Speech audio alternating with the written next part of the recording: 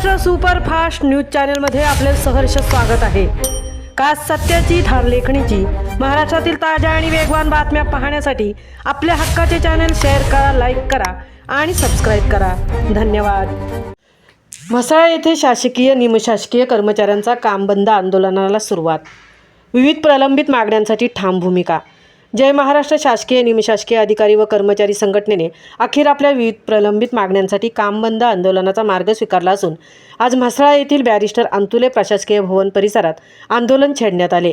आंदोलनस्थळी मोठ्या संख्येने कर्मचारी सहभागी झाले होते। संघटनेच्या प्रमुख मागण्यांमध्ये चौथ्या वेतन आयोगापासून प्रलंबित असलेल्या वेतन त्रुटी दूर करून सुधारित वेतन श्रेणी लागू करणे, पदनामात आवश्यक बदल करणे तसेच पदोन्नतीची साखळी कमी करणे या मुद्द्यांचा समावेश आहे। त्याचबरोबर सर्व कर्मचाऱ्यांना जशास तशी जुनी पेन्शन योजना लागू करावी अशी ठाम मागणी करण्यात आली आहे। गोदावरी महामंडळाला स्वायत्तता देताना कर्मचाऱ्यांचे वेतन पूर्वीप्रमाणे कोषागार कार्यालयामार्फतच करण्यात यावे।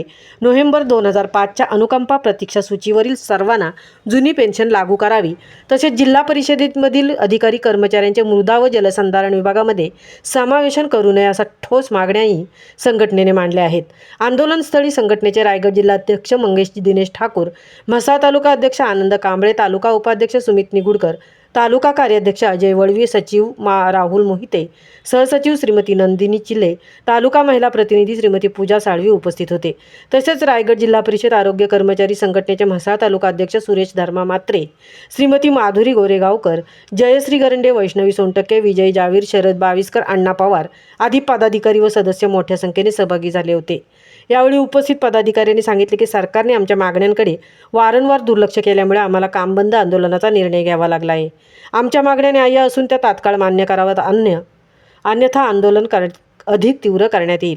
दरम्यान या आंदोलनामुळे शासकीय कामकाजावर काही प्रमाणात परिणाम होण्याची शक्यता व्यक्त होत असून प्रशासनाने याकडे गांभीर्याने लक्ष देण्याची गरज व्यक्त होत आहे।